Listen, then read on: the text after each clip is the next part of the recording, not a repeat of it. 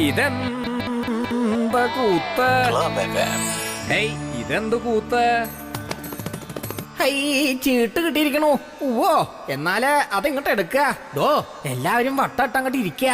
എന്താ ഇപ്പൊ കളിക്കാന്ന്? ഹൈ, ചീട്ട് കിട്ടിയാല് പിന്നെ ദക്ഷിണാഫ്രിക്കയുമായിട്ട് ടെസ്റ്റ് ക്രിക്കറ്റ് കളിക്കാൻ പറ്റുമോ? ഹൈ, ജോക്കറൊക്കെ ഉണ്ടല്ലോ. തന്നെ അല്ലാട്ടോ പറഞ്ഞത്. അല്ല ചാക്യാരെ, ഈ ചീട്ട് കൊണ്ട് എന്ത് കളി കളിക്കാം എന്നാണ് ഇവൻ ചോദിക്കണത് കേട്ടോ. ഏതായാലും ആ വിദ്വാൻ ഉദ്ദേശിച്ച ആ കളി ഇവിടെ നടക്കില്ല കേട്ടോ. ഏത് കളി? കള്ളക്കളിയേ. അല്ല, ചീട്ട് കൊണ്ട് ഒരുപാട് കളികളുണ്ട്. റമ്മി കളി, മുച്ചീട്ട് കളി, പിന്നെ പന്നി മലത്തല, കഴിഞ്ഞില്ല. പിന്നെ കഴുത കളി. ഹൈ, കഴുതയോ? അതെ, കഴുത. അതെന്തിനാ ഇപ്പൊ പ്രത്യേകം ഇങ്ങനെ കളിക്കണത്? നമ്മള് പൊതുജനം കുറെ നാളായി കളമറിയാതെ കളിക്കണ ഒരു കളിയല്ലേ അത്. ഏത്? കഴുതേ. അല്ല, എന്താ ഇപ്പൊ ചീട്ടുകളിയെ കുറിച്ച് ചാക്യാരിങ്ങനെ അരുളി ചെയ്യാൻ കാരണം എന്നതേ ഇവിടെ ഒരുത്തൻ ചോദിക്കല്ലേ. അല്ല, അപ്പോ താനല്ലേ പറഞ്ഞത് ചീട്ട് കിട്ടിയിരിക്കണൂന്ന്? ചീട്ടോ?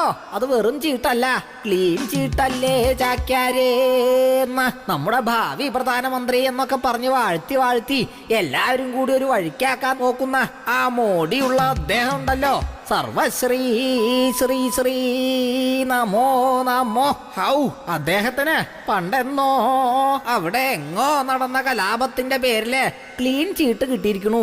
ഓ, കഴിഞ്ഞില്ല. 11 വർഷങ്ങൾക്ക് ശേഷം അതിന്റെ പേരില് ദുഃഖം രേഖപ്പെടുത്തണു, കരയണു, പിഴിയണു. അനുശോചനം കാണേണ്ട ഒരു കാഴ്ച തന്നെയാണേ. ദേ അപ്പുറത്തൊരു തലേക്കെട്ടുകാരൻ മന്ദസ്മിതം തൂകി എന്തോ പറയുന്നുണ്ടല്ലോ. എന്താ അത്? ഇനി മൂന്നാമതും ഒരിക്കൽ കൂടി ആ മുൾക്കിരീടം ചൂടാൻ താനില്ലാന്ന്.